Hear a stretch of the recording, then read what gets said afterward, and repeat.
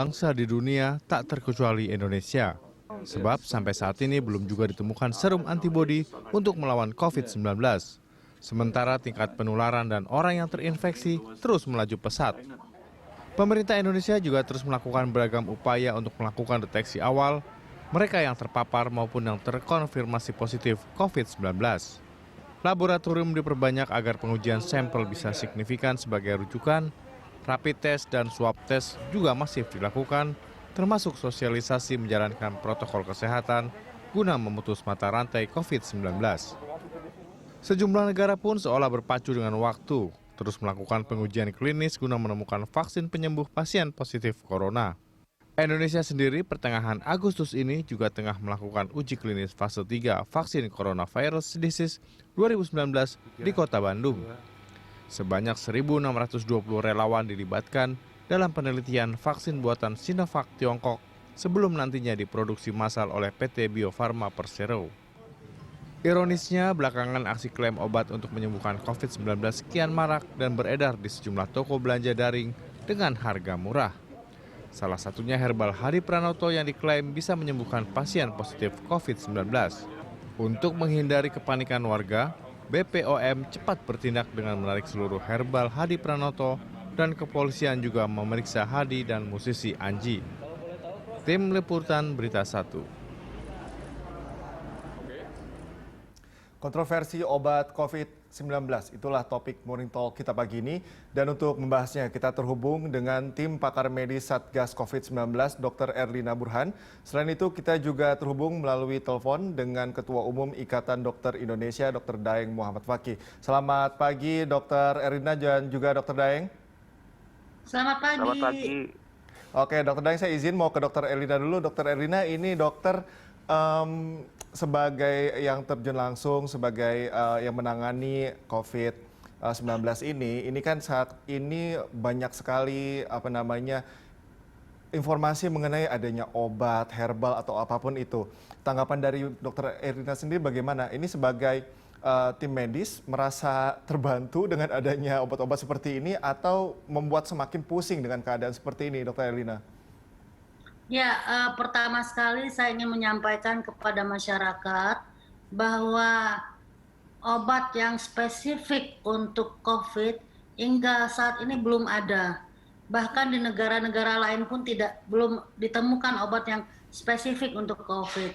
Jadi obat-obat yang kita berikan selama ini kepada pasien adalah obat-obat yang sifatnya empiris, berdasarkan pengalaman dari negara-negara lain yang diperkirakan mempunyai aktivitas antivirus. Seperti yang selama ini kita punya beberapa pilihan untuk antivirusnya seperti oseltamivir atau Tamiflu, atau kita punya Avigan atau Favipiravir.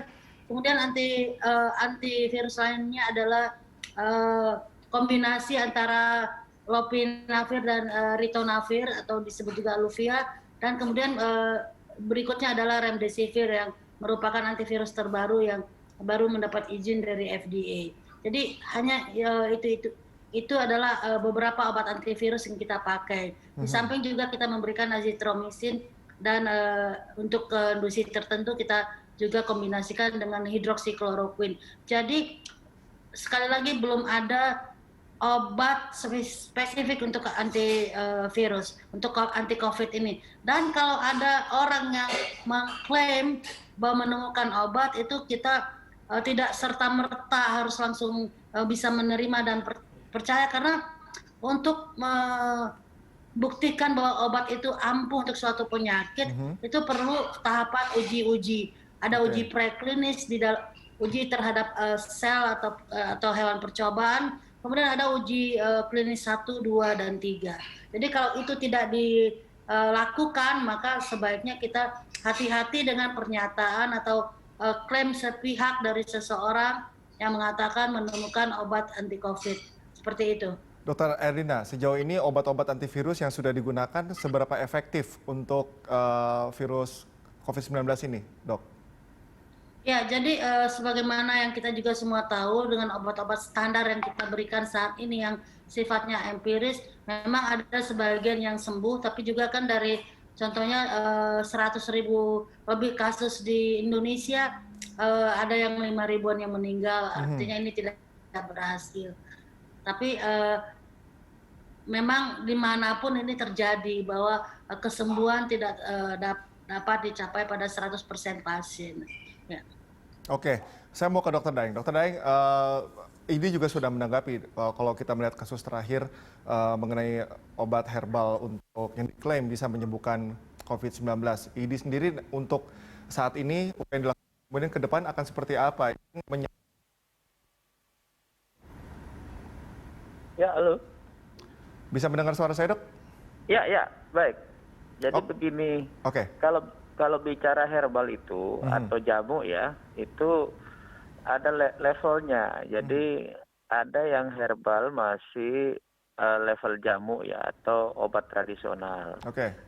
Ada herbal yang sudah level kualitas obat. Jadi itu beda. Kalau herbal menjadi kualitas obat, itu memang harus melalui penelitian lanjutan uji klinis.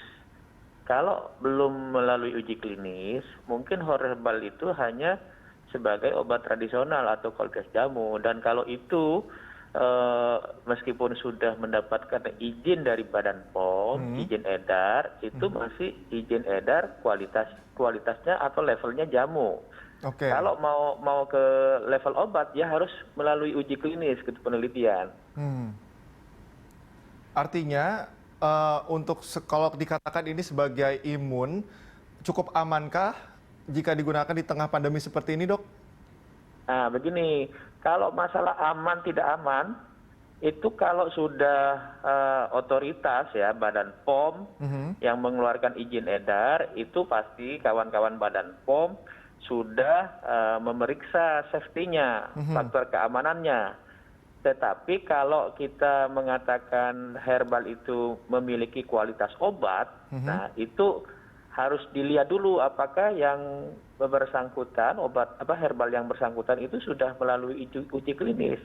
Kalau melalui uji klinis, kemudian diketahui khasiatnya memang berkhasiat obat, itu biasanya namanya sudah ada nama khususnya itu, fitofarmaka namanya. Oke. Nah, pertanyaannya apakah herbal yang bersangkutan itu sudah menjadi fitofarmaka apa belum? Kalau belum menjadi fitofarmaka, maka belum memiliki khasiat obat. Nah, kalau belum memiliki khasiat obat, maka sebaiknya jangan disampaikan itu sebagai obat begitu. Kasihan masyarakat nanti. Oke. Nah, ini tanggapannya ada pro dan kontra, Dokter Daeng. Yang pro mengatakan bahwa ini sebagai membantu juga usaha atau upaya untuk menanggulangi pandemi ini. Kemudian yang kontra mengatakan ya seperti Dokter Daeng bilang tadi, belum teruji secara klinis begitu. Nah, bagaimana upaya yang dilakukan setidaknya agar yang herbal ini mungkin melalui jalur atau jalur yang lebih saintifik begitu katakanlah, agar ini mungkin bisa aman begitu untuk masyarakat. Ya, jadi begini. Jadi kalau masalah keilmuan sebenarnya bukan persoalan pro dan kontra ini, bukan persoalan testimoni atau bukan ini. Oke. Kalau masalah keilmuan ini netral, mana yang memang sudah terbukti secara ilmu, mana yang tidak. Jadi mestinya cara berpikir kita berpikir keilmuan. Ya, Presiden kan sudah menyampaikan ke kita semua dalam rangka penanganan COVID ini kita harus berdasarkan kepada sains keilmuan. Kalau secara keilmuan memang belum menjadi obat, ya kita katakan belum menjadi obat.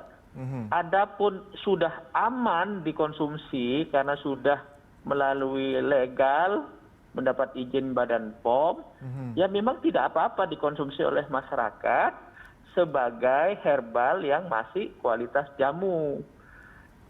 Jangan sampai dikatakan herbal ini sudah kualitas obat. Nah, ini yang menjadi topik persoalan di kita, bukan aman tidak amannya. Kalau aman tidak amannya itu begitu dikeluarkan surat edar izin edar dari Badan POM, itu sudah dijamin keamanannya meskipun masih dalam kualitas herbal atau jamu. Tapi kalau kita katakan sebagai kualitas obat, nah, kita arahkan dulu yang bersangkutan itu untuk melakukan uji klinis. Kita tidak menutup kemungkinan untuk dilakukan uji klinis, gitu. Ya. Jadi ke depan bagi kawan-kawan yang memiliki inovasi untuk mengembangkan sesuatu, mari tidak apa-apa, tetapi kita arahkan, kita salurkan melalui prosedur penelitian yang sudah kebenarannya secara universal. Kita malah dorong, kita bantu untuk melakukan uji klinis. Tapi catatannya, kalau belum melakukan uji klinis, jangan dulu diklaim, jangan dulu dinyatakan sebagai obat. Nah, itu yang kami sampaikan. Ya. Yang dikhawatirkan justru menimbulkan mispersepsi di masyarakat ya, Dokter Daeng. Saya mau ke dokter. Betul. Saya mau ke Dokter Erlina. Dok, sejauh ini bagaimana? Anda kan turun langsung, apalagi di Rumah Sakit Persahabatan ini kan cukup rumah sakit yang sangat sibuk di tengah pandemi ini, Dok. Sejauh ini bagaimana? Adakah perbedaan saat penanganan atau kondisi pasien ini berbeda begitu? Karena kan saat ini akses sudah dibuka, kemudian juga ada beberapa mungkin masyarakat yang mengonsumsi herbal-herbal tadi, kita tidak pernah tahu bagaimana, Dok, kondisi di lapangan.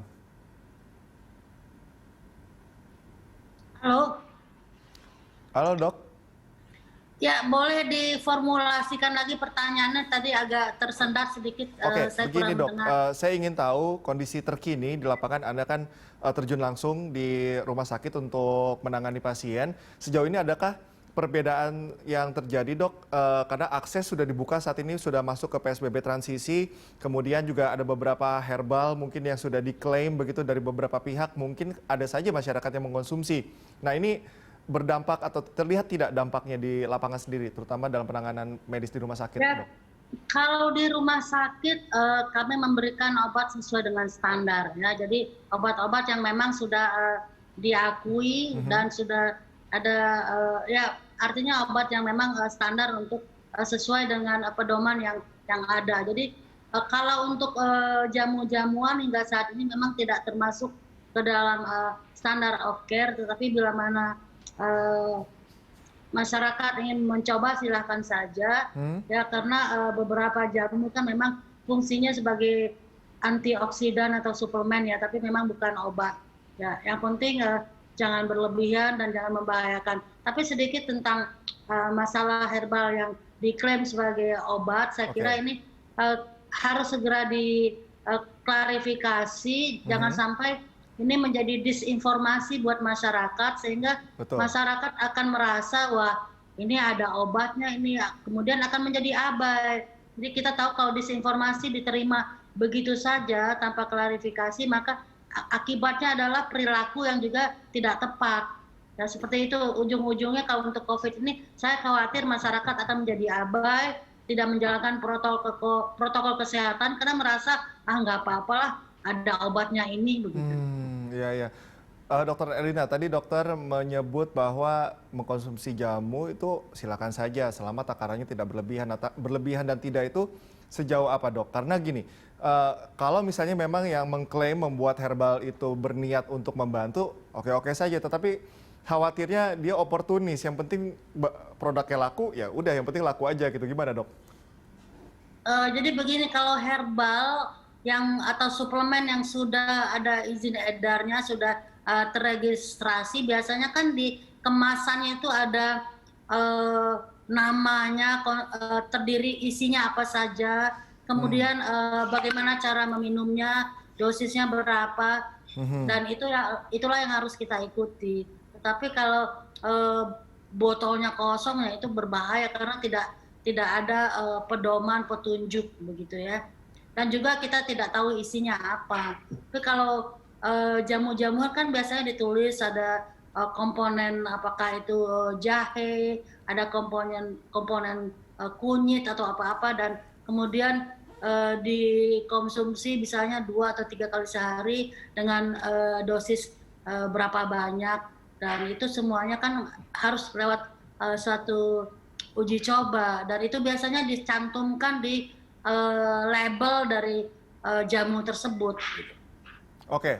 Saya mau ke Dokter Daeng. Dokter Daeng, ini kalau dari ID saat ini melihat tren dari atau bagaimana fenomena dari penyebaran COVID-19 ini saat ini bagaimana, Dok?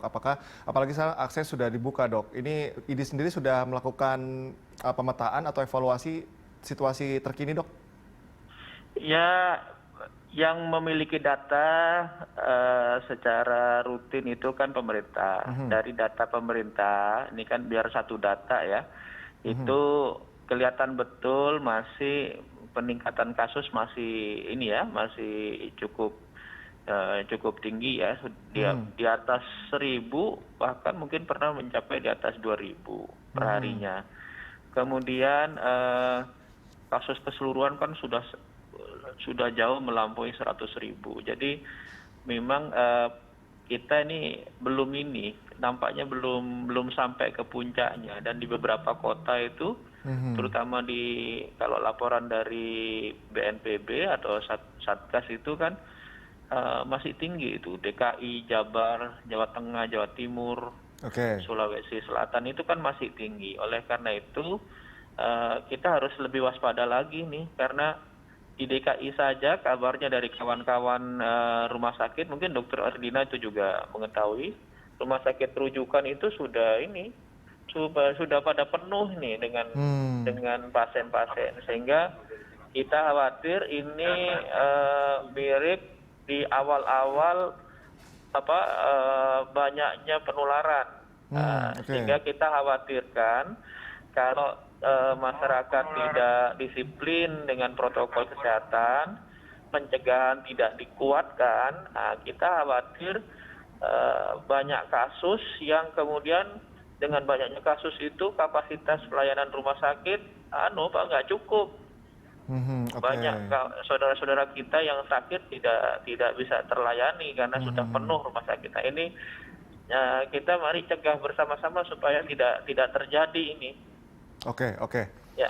Oke, kenapa saya tanyakan pandangan mengenai kondisi terkini, karena saat ini juga kita sudah masuk ke masa transisi, kemudian juga Indonesia juga menjadi tuan rumah untuk uji vaksin Sinovac. Kita akan menanyakan pendapat dari Dr.